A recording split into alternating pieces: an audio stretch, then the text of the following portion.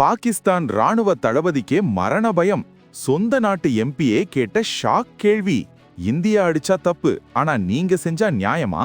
Pakistan MP Maulana Fazlur Rahman கேட்ட கேள்வி இப்ப உலகத்தையே அதிர வச்சிருக்கு. ஆப்கானிஸ்தான் எல்லைக்குள்ள புகுந்து பாகிஸ்தான் வான்வழி தாக்குதல் நடத்துது. இத பார்த்துட்டு உலகமே கேலி பண்ணிட்டு இருக்கு. ஆனா உண்மை என்ன தெரியுமா?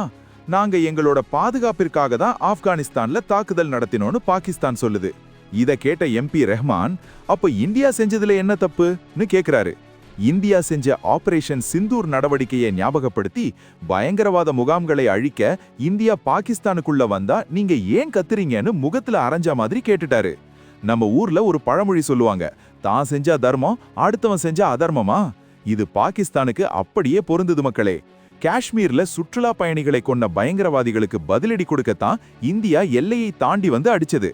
ஆனா பாகிஸ்தான் அப்போ ட்ரோன்களை விட்டு சீண்டி பார்த்தாங்க.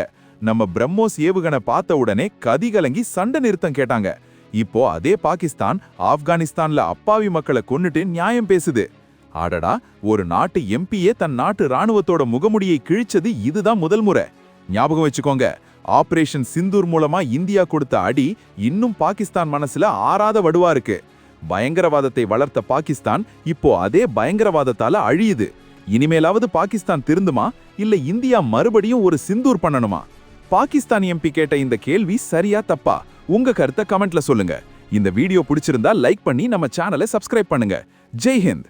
பாகிஸ்தான் ராணுவ தளபதிக்கே மரண பயம்.